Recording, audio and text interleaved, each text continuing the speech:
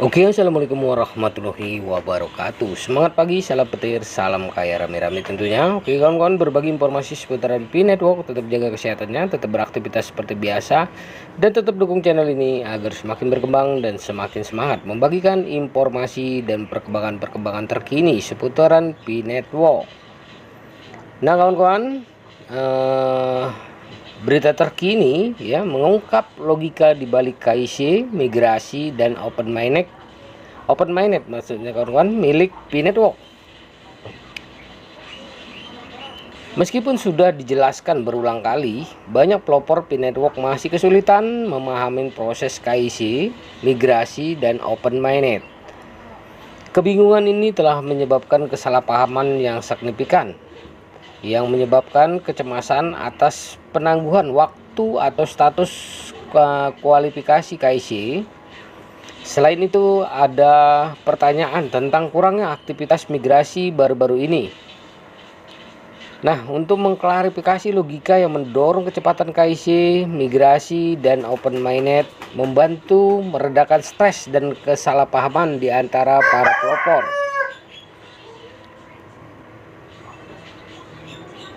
Nah kawan-kawan, dokumen resmi jaringan Pi ya, Pi adalah mata uang digital pertama untuk masyarakat umum yang merupakan langkah maju yang signifikan dalam adopsi mata uang kripto di seluruh dunia.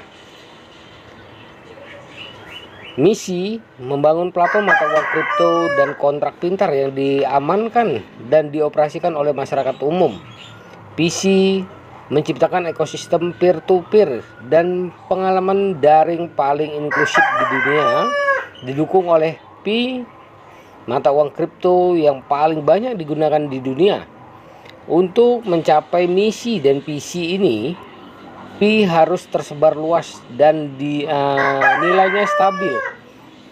Pi juga harus beragam, artinya semua versi dengan denominasinya yang sama harus memiliki daya beli yang sama, mudah dibawa sehingga dapat dibawa dan ditransfer ke orang lain, dan tahan lama sehingga dapat digunakan berulang kali. Di antara karakteristik ini yang paling penting adalah penyebaran, stabilitas, dan keseragaman. Ini adalah dasar dari GCP 314.159 US dollar. Hanya GCP ini yang dapat memenuhi visi dan misi white paper jaringan Pi. Pentingnya GCP 314.159 US dollar. Setelah berhasil menetapkan GCP 314.159 US dollar, kami mengingatkan pengumuman core team di P2DAI yang menyatakan bahwa kami berada di jalur yang benar. Mereka memperkirakan open mainnet akan terjadi paling lambat tanggal 28 Juni tahun depan dan paling cepat bulan Desember tahun ini. Ini menunjukkan bahwa tim inti atau core team bertujuan untuk mengembangkan ekosistem yang mendukung harga yang kami tetapkan. Menurut white paper 2021, open mainnet memerlukan dua kondisi: kematangan ekosistem, jaringan tertutup, dan kemajuan dalam KIC. Namun, pada akhir tahun 2023, core team menyesuaikan kondisi open mainnet menjadi 15 juta KIC dan 10 juta dompet Pi yang dimigrasikan. Ketika kami mengajukan petisi untuk open mainnet pada P2DAI, mereka tidak menerima tetapi mengakui bahwa kami berada di jalur yang benar. Ini menunjukkan bahwa meskipun penciptaan harga berhasil, ekosistemnya masih belum lengkap. Core team masih menghargai ekosistem karena sangat penting untuk menstabilkan harga sebelum open mainnet dan menjaga jaringan Pi pasca open mainnet. Logikanya di balik proses KIC dan migrasi, kecepatan proses KIC, migrasi, dan pembentukan ekosistem jaringan Pi saling terkait erat. Seruan terbaru dari kami untuk peluncuran open mainnet pada P2DAI didasarkan pada pengumuman akhir tahun lalu yang tidak menyebutkan kondisi terkait ekosistem.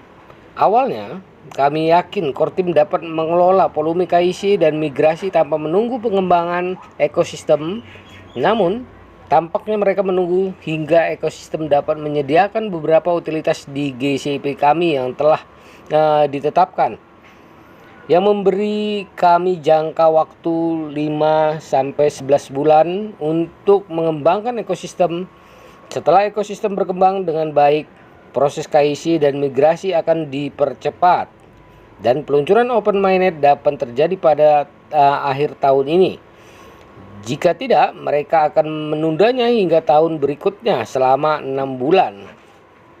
Nah, kawan-kawan, pendekatan ini memastikan keberhasilan jangka panjang Pi Network dalam memenuhi misi dan visinya.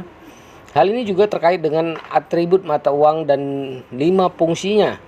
Sebelum peluncuran mainnet, kita perlu menetapkan nilai dan sirkulasi mata uang. Jika mereka membuka KYC dan migrasi ke semua pelopor sebelum peluncuran mainnet, banyak pelopor mungkin menjual akun Pi dan Pi mereka karena kurangnya ekosistem yang dikembangkan sepenuhnya untuk mendukung penggunaannya. Selain itu, banyak pelopor mungkin membutuhkan uang yang memilih untuk menjual Pi mereka. Namun, jika terlalu banyak pelopor yang menjual Pi mereka, hal itu dapat membahayakan tujuan Pi untuk menjadi mata uang yang digunakan secara luas, yang mengarah pada sentralisasi alih-alih distribusi luas yang diinginkan. Nah, pentingnya menunggu perkembangan ekosistem. Core Team saat ini tengah menunggu untuk membuka 15 juta KYC dan 10 juta dompet migrasi bagi para pionir hingga mereka dapat menilai perkembangan ekosistem. Setelah lebih banyak utilitas ekosistem tersedia untuk penggunaan Pi, risikonya akan diminimalkan dan akan mempercepat proses pembukaan KYC dan migrasi bagi lebih banyak pionir.